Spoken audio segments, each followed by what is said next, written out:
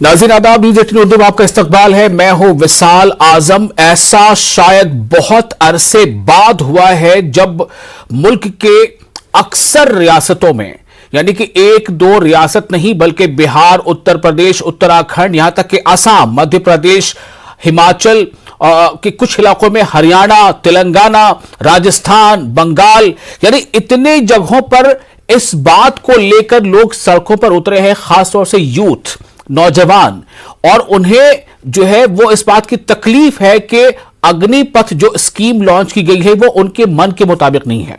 हालांकि इसे बार बार सामने समझाने की कोशिश की जा रही है कि इससे नौजवानों का फायदा है। यहां तक कि अब जो आर्मी चीफ है जनरल मनोज पांडे, उन्होंने भी इसे अपील की है कि नौजवान इससे इस्तेफादा करें, यानी इसका फायदा उठाएं। लेकिन सवाल इस बात को लेकर है कि आखिर जिनके लिए यह स्कीम लाई गई है उन्हें ही क्यों समझ में नहीं आ रहा है और क्यों वो लगातार इसके खिलाफ एहतजाज कर रहे हैं, ट्रेनों को निशाना बना रहे हैं, ट्रेनों में आगजनी के वाकयात हो रहे हैं, बसों में तोड़फोड़ कई जगहों पर हुई है, हाईवेज को ब्लॉक किया गया है, कई जगहों पर हरियाणा में ही पलवल में पुलिस वालों पर भी हमला हुआ, पत्थरबाजी भी हुई, कुछ एक जगहों से फायरिंग की भी खबरें हैं। उत्तर प्रदेश के भी कई इलाकों में इसको लेकर आवाज बुलंद हुई है, लोग सड़कों पर आए हैं, खासतौर से यूथ, नौजवान। सवाल इस बात को लेकर है कि आखिर ऐसा क्यों हो गया अचानक? क्या ये जो अग्निपथ है यह सिर्फ आग ही आग से भरी है? क्यों ऐसा हो रहा है? जिनके लिए यह स्कीम लाई गई उन्हें इसकी अच्छाइयां नजर क्यों नहीं आ रही हैं? क्या इसमें अच्छाइयां कम और उनके मुताबिक इसके नेगेटिव पॉइंट ज्यादा हैं? हालांकि लगातार कोशिश हो रही है इसे समझाने की। हम इसे समझने की कोशिश करेंगे कि आज तीसरा दिन है और तेलंगाना तक में इसके खिलाफ एहतजाज हुआ है। तेलंगाना में भी कई ट्रेनों को आग के हवाले कर दिया गया, यहां तक कि सिकंदराबाद जो मेन स्टेशन तेलंगाना का, यहां से निकलने वाली तमाम ट्रेनों को मनसूख कर दिया गया। क्या है इसके पीछे की असल वजह? नौकरी का ऐलान निकला है, नवेदारी है, ऐलान किया जा रहा है, बताया जा रहा है कि आपके लिए नौकरी तैयार है, तो फिर उसके खिलाफ आवाज क्यों उठ रही है? क्या इसके पीछे कुछ ऐसी वजह है जिसका जानना बेहद जरूरी है? क्या इसके पीछे कुछ ऐसी वजह है जो नौजवानों को लगता है कि उनके मुस्तकबिल के लिए, उनके फ्यूचर के लिए यह ठीक नहीं है? ऐसे कई सवाल हैं जिनका जवाब तलाशने की कोशिश करेंगे अगले आधे घंटे अपने खास मेहमानों से। बने रहे हमारे साथ।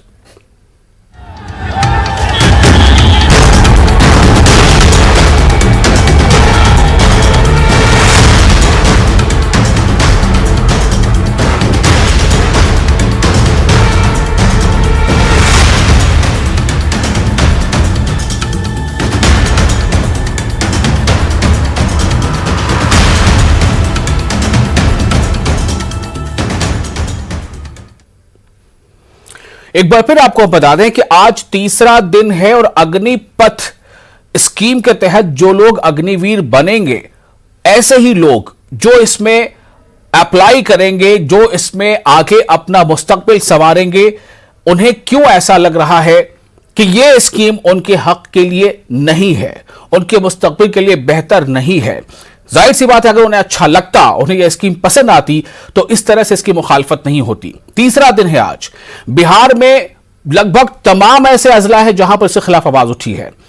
कई जगहों पर ट्रेनों को आग के हवाले कर दिया गया है, कोचेज में आग लगाई गई है। उत्तर प्रदेश में इसके खिलाफ आवाजें उठ रही हैं, मध्य प्रदेश में इसके खिलाफ आवाजें उठी हैं, आसाम में इसके खिलाफ आवाजें उठी हैं, उत्तराखंड में इसके खिलाफ आवाज उठ रही है, तेलंगाना में, राजस्थान में, हरियाणा में, कई रियासतों में इसके खिलाफ आवाज उठ रही है। लोग सड़कों पर हैं। आपने भी 2-3 दिनों में देखा होगा टेलीविजन स्क्रीन पर आग ही आग नजर आ रही है।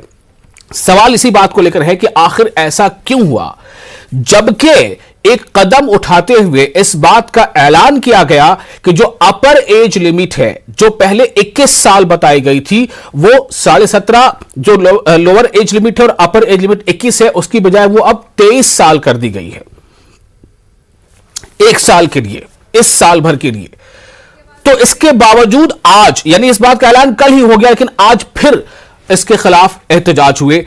क्यों ये एहतजाज हो रहे हैं? आखिर अग्निपथ पर आग कब तक?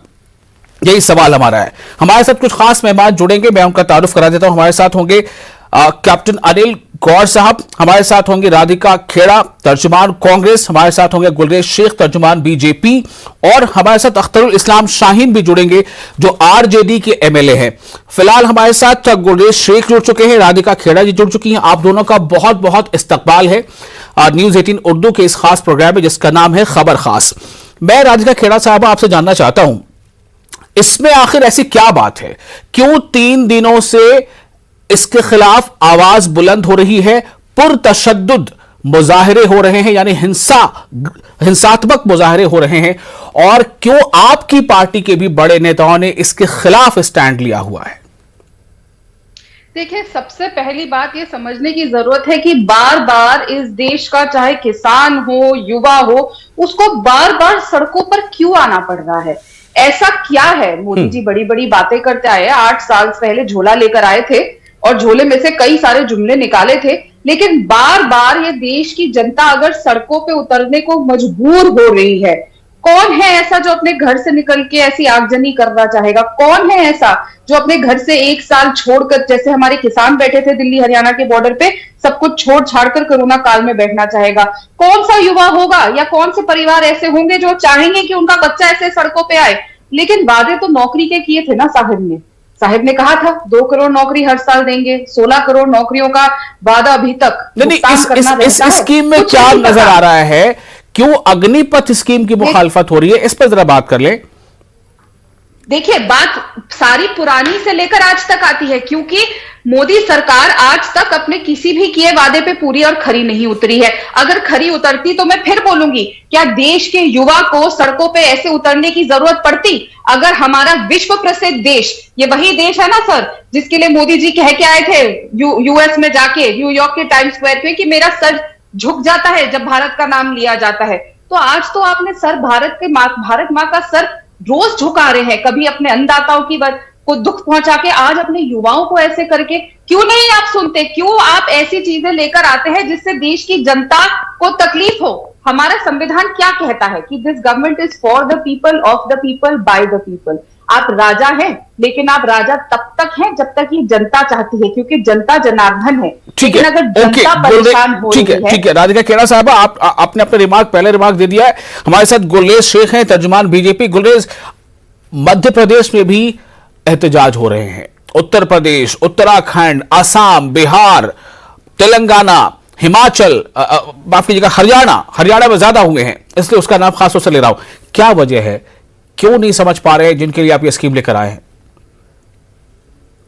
देखिए, सबसे पहले तो मैं राधिका दीदी से कहूंगा कि मैंने आपकी बात खामोशी से सुनी, आप भी वही कर्टसी दिखाएंगे ऐसी अपेक्षा रखता हूं। देखिए, आप यदि हिंदुस्तान का नक्शा ड्रॉ करें, पॉलिटिकल नक्शा, तो आपको पता चलेगा कि जहां जहां भी एहतजाज जो है हिंसक हुए हैं, वो वही राज्य है, या तो वहां तो विपक्ष की सरकार है या विपक्ष स्ट्रांग है। तो ये सीधे सीधे दिखता है, नजर आता है कि इसके पीछे पॉलिटिकल साजिशें हैं। और ये बात मैं क्यों कह रहा हूं? क्योंकि जो बच्चे फौज में जाना चाहते हैं, जो देश के लिए अपनी जान न्यौछावर करना चाहते हैं, क्या आपको लगता है कि किसी के घर के ऊपर वो आक्रमण करेंगे? क्या आपको लगता है कि वो ट्रेनें जलाएंगे? क्या आपको लगता है कि वो ट्रेन काउंटर से 3 लाख रुपए की चोरी करेंगे, लूटपाट करेंगे?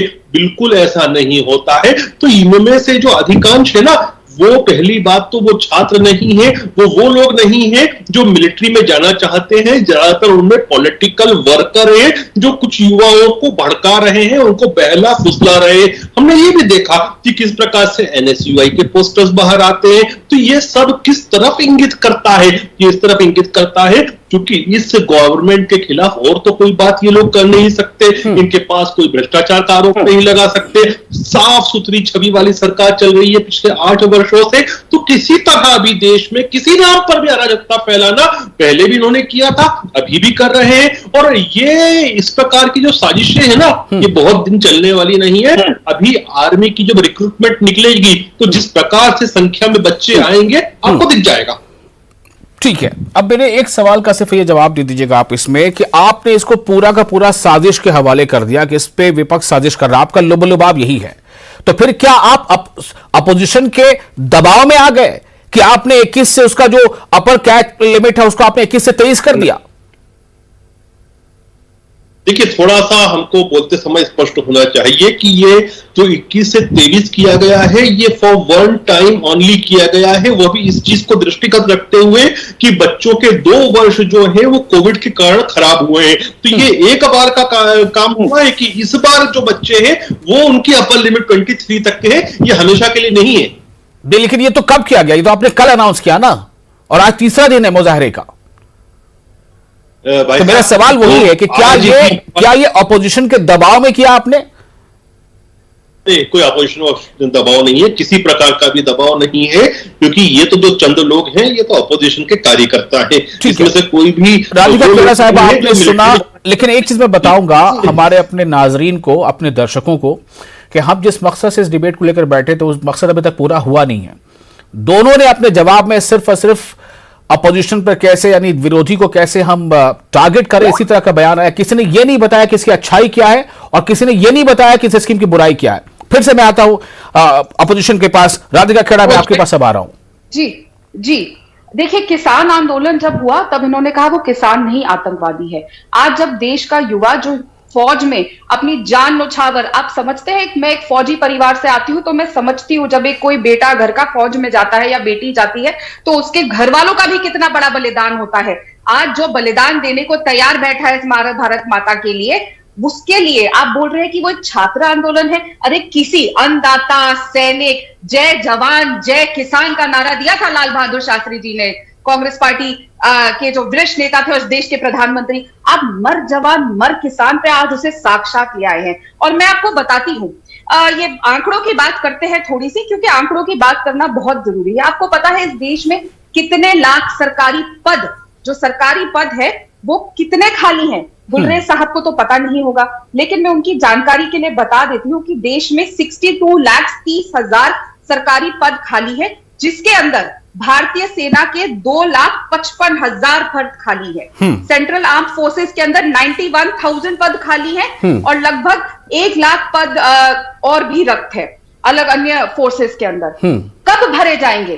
क्या आप ऐसे कॉन्ट्रैक्ट पे बार बार, आप समझ रहे हैं, सेना में जब एक जवान जाता है, यहाँ पे और भी अपूर्व सैनिक होंगे आपके पैनल पे, वो बताएंगे। मैंने जैसे कहा कि आप जब जाते हो भारत माता की सेवा करने, वहां दुश्मन से सीना चौड़ा करके लड़ते हैं। असली 56 इंच का सीना तो हमारे उन बच्चों का है जो आज, और आपको मैं एक और बात बता दूं, आज ये जो कह रहे हैं ना कि युवा इसमें नेतागण हैं, इसमें छात्रों के पोस्टर है, तो एक बार फिर जब शहादत शुरू हो गई है ना, जो वीर हमारा जाके बॉर्डर पे हमारे लिए रक्षा करता है इस देश की, आज उसने आत्महत्या कर ली हरियाणा में एक बच्चे ने। क्यों? क्योंकि ये जो स्कीम मोदी सरकार लेकर आई है, अग्निपथ, पूरे देश में जिसने अग्नि लगा दी है, उसकी वजह से हाहाकार मच गया है। अभी भी वक्त है, आपने कई सैकड़ों जाने ले ली, 600 से ऊपर जाने बलिदान आपने लिया। ठीक है, एक सवाल का जवाब छोटा सा गुलेश साहब से जवाब चाहूंगा कि सेना में ही 2,55,000 करीब ये रिक्तियां हैं। थोड़े बहुत आंकड़े इधर उधर है, लेकिन ये है सच्चाई। मैं आपसे थोड़ा जानना चाहता हूं गुलेश साहब कि एक तरफ तो ये खाली पद पड़े हैं, दूसरी तरफ अभी जो 46,000 की बात आ रही कि ये भरे जाएंगे, उनमें से भी 75% निकाल दिए जाएंगे 4 साल के बाद। यानी कि अगर ये रूटीन में रहा तो हर साल 75% बाहर हो रहे होंगे और 25% कैरी ऑन फॉरवर्ड होंगे। मैं आपसे जानना चाहता हूं कि इसकी असल वजह क्या है? जो विपक्ष कई तरफ से ये बात सामने आ रही है कि दरअसल आप पेंशन का बोझ जो है उसे नहीं ढोना चाहते, क्या ये बात है? देखिए, इसको मैं चाहूंगा कि इसको देश के एक नागरिक की तरह बात करूं, बनिस्बत की मैं दलादली के विषय में बात करूं। सबसे पहली बात तो हमको नहीं भूलना चाहिए भाई साहब कि इस देश में कारगिल कमीशन बैठी थी। वो कारगिल कमीशन की रिकमेंडेशन क्या थी कि भारत की जो फौज है उसकी एवरेज आयु है 32 इयर्स, लेकिन जो दुर्गम टेरियन होता है उसमें हमको युवा लोग ज्यादा चाहिए, 32 से कम करनी पड़ेगी एज को। तो भारत सरकार ने 2032 तक ये निर्णय लिया है कि हमारी जो आर्मी है उसकी एवरेज है 26 कर दी जाएगी। तो ये जो ड्राइव है एक तो उसकी तरफ एक कदम है। दूसरी बात आप ये समझिए कि इस प्रकार के जो स्कीमें हैं केवल हिंदुस्तान में नहीं है, ये यूनाइटेड स्टेट्स ऑफ अमेरिका में है, बड़े देशों में रशिया में है। यदि हम छोटे देशों की बात करें तो यूरोप के बहुत सारे देश हैं। इजराइल का एक उदाहरण हमारे समक्ष है, जहां पर इसी प्रकार की योजना से भर्ती की जाती है। उसका कारण ये होता है कि युवा ब्लड को पंप इन करना। फिर आप ये नहीं भूलना चाहिए आपको, जो थोड़ा कंप्लीट कर लूं मैं, जो आज के समय जो वॉर हो रही है वो बहुत ज्यादा टेक्स और टेक्नोलॉजिकली ड्रिवन वॉर है। आप ये देखिए कि सिमुलेटर्स ट्रेनिंग में ज्यादा हो रहा है, तो हमको वो नए नवीन की आवश्यकता ज्यादा पड़ती है, तो टैक्स सेविंग फ्रेंडली है। ओके, गुरदेव शेख साहब, आपकी आवाज थोड़ी क्रैक हो रही है, मैं आपको रोकना चाहूंगा, मजबूरी है। लेकिन अब हमारे बीच मौजूद हैं कैप्टन अनिल गौड़ साहब, डिफेंस एक्सपर्ट हैं। अनिल गौड़ साहब, आप तमाम चीजों को जान रहे हैं। इस मामले के पीछे अगर विरोध है तो क्यों है, कुछ इसके लोग फेवर में कह रहे हैं तो क्यों कह रहे हैं, क्योंकि मुझे याद है कल भी हमने इस पर बातचीत की थी। लेकिन कल और आज की इस बातचीत में एक फर्क आया है कि जो अपर एज लिमिट थी उसे 21 की बजाय 23 कर दिया गया है फॉर दिस ईयर ओनली। मैं आपसे जानना चाहता हूं कि तीसरा दिन है और विरोध एक शहर दर शहर बढ़ता चला जा रहा है। हालांकि काफी हिंसक हो रहा है, इसकी मजम्मत करनी चाहिए, यह कंडेमनेबल है कि आप हिंसक विरोध ना करें। लेकिन आखिर क्यों, जिनके लिए ये स्कीम है वो इसे क्यों नहीं चाहते हैं कि यह लागू हो, क्यों वो मुतालबा कर रहे हैं कि यह हर हाल में वापस हो? अनिल गौड़ साहब, आप जरा दोबारा कहेंगे क्योंकि मेरा कनेक्शन टूट गया था। ये लास्ट में जरा पहले क्या बोला आपने, मैं जरा पूरा सवाल सुन लूं। अनिल गौड़ साहब, मेरा सिर्फ ये कहना था कि एक रोज कबल भी हमने इस पर बातचीत की थी, आज हम फिर बात कर रहे हैं। फर्क इतना आ गया है कि अपर एज लिमिट 21 से बढ़ाकर 23 कर दी गई है, लेकिन ये सिर्फ इस साल के लिए है। उसके बावजूद ये जो मुखालिफत है, ये जो प्रदर्शन है, मुजाहरा है, ये रियासत दर रियासत बढ़ता ही जा रहा है, फैलता जा रहा है। क्यों है ऐसा? देखिए जी, ऐसा है कि एक चीज जो बड़ी क्लियर है, वो जो ये स्कीम लॉन्च की है, इसके अंदर खामियां जो हैं वो देख के देश का युवा जो है वो कहता है कि जी हम तो इसको नहीं कर सकते। पर मैं इनके साथ जिस हिसाब से ये तोड़फोड़ कर रहे हैं, आर्सन की गतिविधियां कर रहे हैं, ट्रेनें चला रहे हैं, मैं इसके साथ बिल्कुल नहीं हूं। और इन लोगों को जो ये कर रहे हैं, मैं तो गवर्नमेंट से ये कहूंगा कि आप सीसीटीवी कैमरे की मदद से इन सारों की शनाख्त करिए। जो जो इसके अंदर इन्वॉल्व है उस आदमी के खिलाफ एक तो कार्रवाई कीजिए, और वो आदमी कभी भी जिंदगी भर फौज के अंदर या किसी पैरामिलिट्री या सेंट्रल आर्म पुलिस फोर्सेस के अंदर या किसी गवर्नमेंट जॉब में उसको नौकरी नहीं मिले, ये कार्रवाई करें। अब रहेगी ये स्कीम अग्निपथ के वजह से क्यों लोग है खफा। देखिए, आप कहते हैं 4 साल के बाद वो जो लड़का है वो उसको हम जो है उसमें 75 जो है 100 में से 75 बाहर निकाल देंगे, हम 25 को फिर वापस रख लेंगे। अब जो 25 को भी जो आप वापस रखेंगे, उनको 4 साल जो वो उन्होंने जो सर्विस की है उसकी सर्विस काउंट नहीं कर रहे आप उसकी पेंशन की तरफ। आप कह रहे नहीं, इसको ये अब फिर दोबारा से रिक्रूट के तौर पे काउंट करेंगे। मतलब 4 साल जो उसने दिए फौज के लिए वो उसके पूरे जाया हो गए, और कोई उसका नतीजा नहीं निकलेगा जब उसको पेंशनेबल सर्विस का काउंट होना है या उसको इंक्रीमेंट मिलना है, वो उसको नहीं मिलना। एक दूसरा, अब ये जो आपके ये 75 जो लोग हैं, मतलब कि एक साल में आप 45,000 ले रहे हैं, तो इसका मतलब 34,000 जो है आपके जो लोग जो 2026 में बाहर निकलेंगे, अब वो क्या करेंगे? आप कहते हैं जी इसको कॉर्पोरेट ले लेगा। आप बताइए मेरे को, जो आज की स्थिति है, जो हमारा सिपाही है वो तो एज पर पे मैट्रिक्स वो तो पीएन के कंपैरिजन में है, वो तो लोअर डिविजनल क्लर्क के कंपैरिजन में भी नहीं है। तो कॉर्पोरेट सेक्टर उसको कहां इस्तेमाल करेगा? कॉर्पोरेट सेक्टर उसको यहां इस्तेमाल करेगा कि प्राइवेट सिक्योरिटी एजेंसीज के अंदर, या अपने इधर भी अगर रखेगा तो उसको यही करेगा, ठीक है जी इसको सिक्योरिटी ड्यूटी दे दीजिए या इसको और कोई गार्ड ड्यूटी दे दीजिए। तो वो जो आदमी आप 40,000 कहते हैं जी उसको लास्ट में निकलेगा, वो क्या तनख्वाह मिलेगी उसको उधर आके? फिर वो 15-20,000 की तनख्वाह पे आ जाएगा। और वो 15-20,000 की तनख्वाह के ऊपर जो है, अगर प्राइवेट सिक्योरिटी एजेंसी पे होगा तो 15,000 होगा, वो दरवाजे खोलता रहेगा, दुकानों के दफ्तरों के दरवाजे खोल के लोगों को सलूट करता रहेगा। तो ये तो आपका रिहेबिलिटेशन प्रपोजल है उनका। आप क्यों नहीं इसको करते कि जो 75 जो 34,000 जो लोग निकलेंगे इनको 100% जो है ये जो सेंट्रल आर्म पुलिस फोर्सेस के अंदर भर्ती होगी इनकी। आफ्टर ऑल उसमें भी तो भर्ती आपने करनी है ना। मैं भी ये आंकड़े सुन रहा था, एक जो प्रवक्ता है उनको कह रहे थे, तो उनकी भी तो वैकेंसीज हैं। आज उससे उनकी वैकेंसी बंद कर दीजिए डायरेक्ट रिक्रूटमेंट की। आप कहिए जी डायरेक्ट रिक्रूटमेंट सारी की सारी अग्निपथ से होगी, अग्निवीर बनेंगे, उसके बाद में ये सेंट्रल आर्म पुलिस फोर्सेस में जाएंगे। तो जिससे कि सेंट्रल आर्म पुलिस फोर्सेस का भी जो एक ट्रेन्ड मैन पावर उनको मिलेगी और एक सही फौजी आदमी मिलेगा, उनका भी जरा मनोबल और उनका भी काम करने का तरीका अच्छा होगा। जी आप क्यों नहीं अनाउंस करते इसको? दूसरा, अब जो इसमें भी नहीं जा सके क्योंकि 34,000 जो निकलेंगे, मेरे को नहीं लगता कि सेंट्रल आर्म पुलिस में हर साल 34,000 की जो है चाहे वो सारे के सारे उसी के अंदर लग जाएंगे, क्योंकि इतनी जॉब उसमें भी नहीं है। अब जो बचेंगे उसमें से उसके अंदर जो है आप देखिए उनको किस हिसाब से रिहेबिलिटेट करना है आपने। जो 11 लाख आप कह रहे हैं देंगे, वो 11 लाख आप नहीं दे रहे, वो 5 लाख 5.5 लाख तो खुद अपना है उसका, जो 9 से 12,000 रुपए हर महीने वो कटवा रहा है। आप जो बात बता रहे हैं कि अगर ऐसा कुछ किया जाए तो वो बेहतरी आ सकती है। राधिका खेड़ा साहब, मैं आपके पास आऊंगा, लेकिन थोड़ा एक रिएक्शन ले लेता हूं गुलरेज शेख साहब का। गुलरेज शेख तर्जमान है बीजेपी के। जी बताएं, आप क्या कहना चाह रहे हैं इस पर? देखिए, पहली बात तो यह है कि मिनिस्ट्री ऑफ होम अफेयर्स ने स्पष्ट कहा है कि सीएपीएफ और असम राइफल्स की जो भर्ती होगी उनमें इन बच्चों को जो 4 वर्ष के उपरांत निकलेंगे उनको तरजीह दी जाएगी। साथ ही असम, मध्य प्रदेश, हरियाणा और अन्य अन्य राज्यों की जो भारतीय जनता पार्टी के राज्य इंक्लूडिंग उत्तर प्रदेश जैसा बड़ा राज्य, इन्होंने घोषणा की है कि इन बच्चों को पुलिस की और अन्य गवर्नमेंट जॉब्स में तरजीह दी जाएगी भर्ती के समय। तो प्लस इसमें गुलरेज साहब कुछ परमानेंसी नजर नहीं आ रही है ना, कि फला राज्य देगी, फला राज्य नहीं देगी, जहां बीजेपी की सरकार वो दे देगी, जहां बीजेपी की सरकार वो नहीं देगी। कोई एक मतलब ये तो एक डिवीजन है ना, अजीब सी बात हो रही है ना सामने यहां पर। ये इससे तो ये पता नहीं चल रहा है कोई मुस्तकिल तौर पे आप कुछ ऐसा फॉर्मुलेशन कर रहे हैं।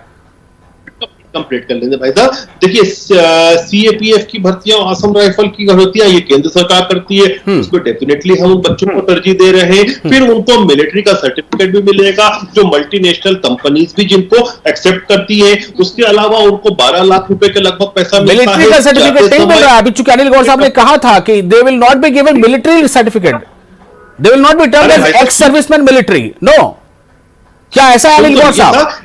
ये बिल्कुल ऐसा है कि देखिए, एक्स सर्विसमैन के लिए उसको 5 साल सर्विस चाहिए और उसको ग्रेच्युटी चाहिए, जो आप नहीं दे रहे उसको। आप उसको 4 साल सर्विस दे रहे हैं और उसको विदाउट ग्रेच्युटी बाहर कर रहे हैं, तो वो एक्स सर्विसमैन तो है ही नहीं। तो उसको मिलिट्री का सर्टिफिकेट क्या मिलेगा? उसको सिर्फ ये मिलेगा कि जो अग्निवीर था वो 4 साल नौकरी करके आया वहां से। ठीक है, बच्चा एब्जॉर्ब हो जाएगा मिलिट्री के अंदर, बाकी उसमें से कई जो है वो पुलिस पे और अन्य गवर्नमेंट जॉब पे एब्जॉर्ब होंगे। आप ये क्यों चाहते हैं कि आप कुछ भी काम नहीं करें, आप केवल एक बार नौकरी लग जाए तो आजीवन कुछ बिना काम किए आप तनख्वाह लेते रहे? ये मानस से बाहर निकलना होगा। हमारी जो फौज है बड़ी प्रोफेशनल फौज है और हमारी फौज की ट्रेनिंग बड़ी प्रोफेशनल ट्रेनिंग है। तो कितने महीने की ट्रेनिंग होती है फौज की? जी, प्रोफेशनल फौज की ट्रेनिंग कितने महीने की होती है? देखिए, मैं आपसे दूसरी बात पूछता हूं कि इमरजेंसी कमीशन के समय जो 1961 में, फिर आप कहां चले जा रहे हैं? देखिए, उसी की तो दुहाई लोग दे रहे हैं कि प्रोफेशनल फौज है, ज्यादा समय चाहिए ट्रेनिंग के लिए, और इतना ट्रेनिंग देकर के फिर हम उनको 4 साल के अंदर अंदर बाहर भी क्यों कर देंगे?